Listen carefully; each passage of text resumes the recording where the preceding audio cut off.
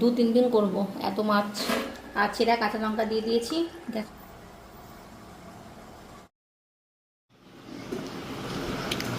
বাবা না, আচ্ছা তুমি তাড়াতাড়ি রেডি হয়ে বসে আছো, আর টোটো তাদের পাত্তা নেই না। অন্যান্য দিন একটু দেরি হয়ে যায়। আমি নামিয়ে দিয়ে আসছি। চিনিবি এমা? চিনি ভাজাটা নাও। হ্যাঁ, আমি খেয়ে নেবো। ওই যে ওপরে কেন? হ্যাঁ,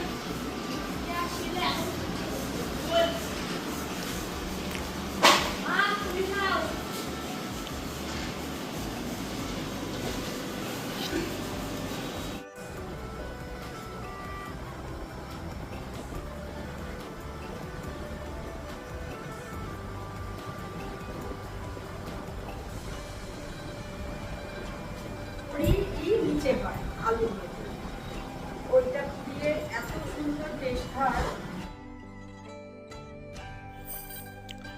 রাতে যে রান্না বান্না করেছিলাম, তো তারপরে আর গ্যাসটা মোছা হয়নি। তোমার ওই রাতের খাবার টাবার করে তখন আর এই গ্যাস মুছতে ইচ্ছা করে না, মনে হয় যে থাকুক, কালকে সকালবেলায় সব কাজ কাম করবো। তো সেই জন্য সকালের জন্য যে ফেলে রাখি কাজ।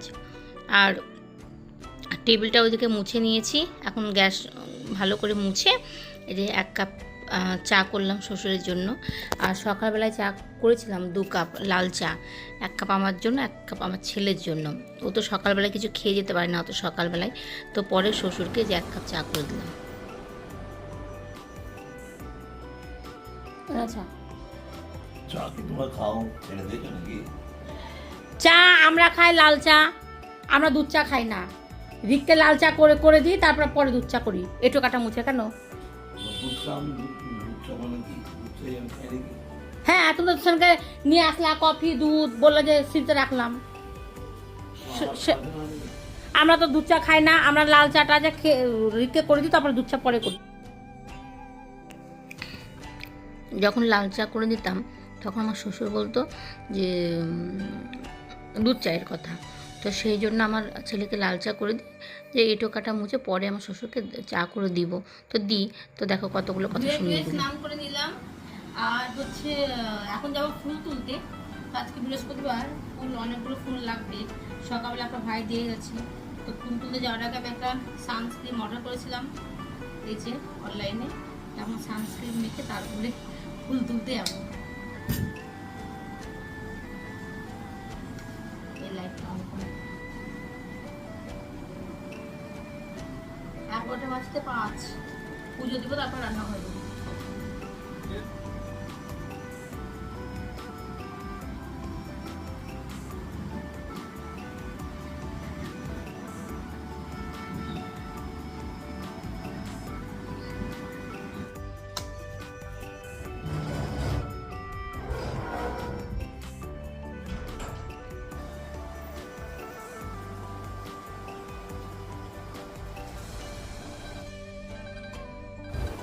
আজ বৃহস্পতিবার, যেমন কাজের দেরি হয় সেই রকম পুজো দিতেও দেরি হয়, অনেকটা সময় লাগে।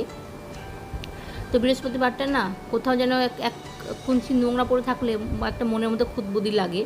তো সিঁড়ি টিড়িগুলো একদম পুরো ভালো করে মাসিকে বলি যে মুছো, আর মাসের সাথে সাথে আমি একটু হেল্প করি। তো সমস্ত কাজ কাম সেরে যে এখন ঠাকুরের পুজোটা দেওয়া হয়ে গেল। শান্তি, মানে পুজো দেওয়ার পরে কী যে শান্তি পাই মনে। তো একটু চা খেয়ে খিদে মারি।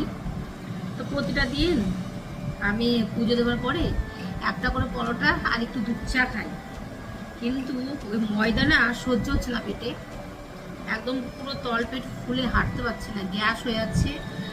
তার উপরে দুধ চা, তারপরে আবার দুধ দিয়ে একটু কনফ্লেক্স কালকে খেয়েছিলাম, তো সেই জন্য আর আজকে ভয়ে খাইনি। তো একটু চা করে নিলাম। আর এই হচ্ছে চিড়ে ভাজা, আমার ছেলে কালকে সন্ধ্যার সময় এনেছিল চিড়ে ভাজার প্যাকেটটা। তো কালকে আমি খেতে চাইলাম, যে বললো আমি কালকে টিফিনে নিয়ে যাবো। তো আমি আজকে বললাম টিফিনে নিয়ে যা, বললো না। আর প্যাকেটটাকে ছিঁড়ে রেখে দিয়েছে, এখন মুখে দিয়ে দেখছি সব চিড়ে ভাজাগুলো নরম হয়ে গেছে।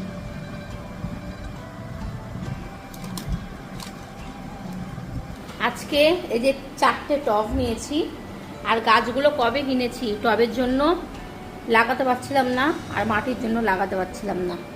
তো আজকে টব কিনলাম, লাগিয়ে দেবো। এই যে এখন যাবো এগুলো ছাদে মেলতে বাবা। আর মাসিকে দিয়ে সকালবেলায় আমি মাটি আনিয়েছি, এই যে বললাম লুকিয়ে রাখো, নাহলে আমার বরবার ফেলে দেয়, সেদিনের জন্য মাছের সিঁড়িতে লুকিয়ে রেখে দিয়েছে এই যে বরের ভয়ে। তো এই মাটিগুলো টবে দিয়ে ওই 3টে গাছ লাগিয়ে দেবো বাবা।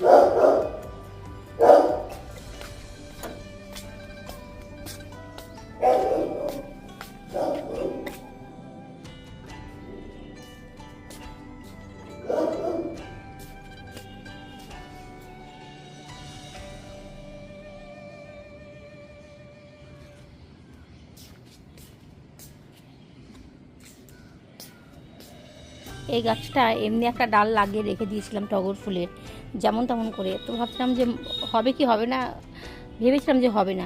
তো দেখো কত সুন্দর কচি কচি পাতা বেরিয়েছে এই টগর ফুলের গাছটার, তাই দেখছি। সানস্ক্রিন মাখলে বেশি মুখ ঘামে, গরম লাগছে।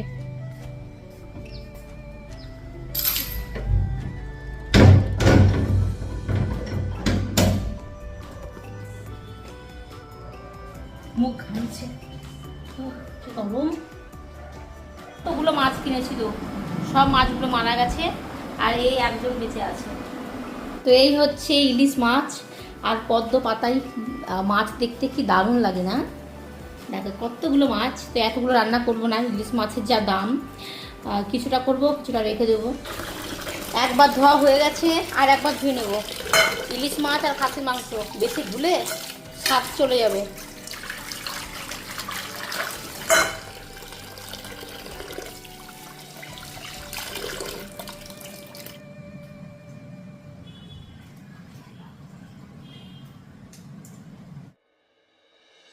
ওইদিকে একটা ওভেনে ভাত আর একটা ওভেনে তোমার মাছের মাথা ভাজতে দিয়ে গ্যাস লো করে দিয়ে এই যে চাল কুমড়া এখন কাটতে বসেছি। রান্নাঘরে প্রচণ্ড গরম, তার উপরে মেখেছি সানস্ক্রিন। সানস্ক্রিন মাখলে যে মানে প্রচণ্ড মুখ ঘামে গরম লাগে সেটা জানতাম না, কারণ আমি এসব ইউজ করি না।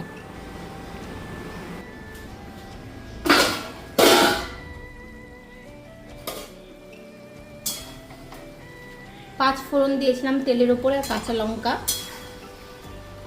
আর চাল কুমড়ো, নুন হলুদ, আর এর মধ্যে কোনো মশলা দিইনি।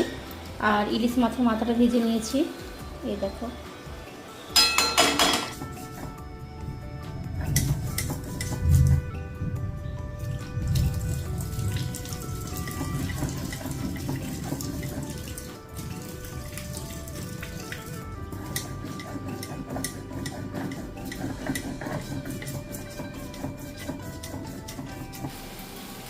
চাল কুমড়োটা হয়ে গেছে আর মাছের মাথা দিয়ে দিয়েছি এর মধ্যে। ভাবলাম ভাপা করব, তো ভাপা তো করি, আজকে একটু অন্য স্টাইলে আমি বানালাম।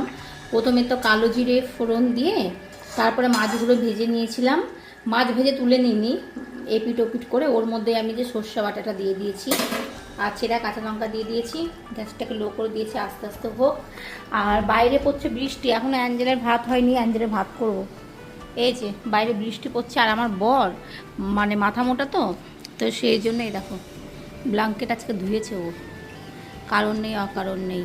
যেখানে যেখানে ফাঁকা পেয়েছি এই যে এখানে দিয়েছি, এখানে দিয়েছি, অ্যাঞ্জেল মশাই শুয়ে আছে, আর এই যে এই ঘরে দিয়েছি।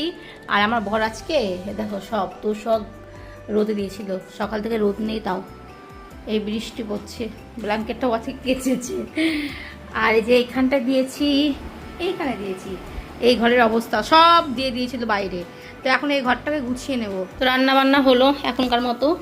তো এই হচ্ছে গরম গরম ভাত আর এখানে হচ্ছে এই যে পুঁইয়ের তরকারি, মাথা একটু করলাম আর কি, মানে তোমার গরম করে নিলাম, আর এটাও গরম করে নিলাম। এই দুটো ছিল কালকে, নষ্ট করে লাভ নেই খাবার। আর এই হচ্ছে চাল কুমড়ো, আর এখানে হচ্ছে এই যে ইলিশ মাছ, আজকে সর্ষে পোস্ত মানে কালো জিরে ফোড়ন দিয়ে করেছি। তো চলো এখন একটু ওয়েট করি, 2:30 বাজে। বরকে বললাম, বর একটু আগে 2টোর সময় বেরোলো, বললাম যে দাঁড়াও একটু ওয়েট করো, মাছটা হয়ে গেছে, একবারে খেয়ে দিয়ে তারপরে যাও। আর আমার ছেলে আস্তে আস্তে প্রায় 3:30 মতো বাজবে, 3:30 না হলে 3:15-20 এরকম বাজে। সন্ধ্যার সময় ধূপ দিয়েছি, কত ধূপ দিয়েছি দেখো, আমার ছেলে তার উপরে বেশি আরও ধূপ দিয়ে দিয়েছে। তো গোটা ঘর পুরো ধোয়া হয়ে গেছে, ভিডিওটা আর বড় করছি না। তো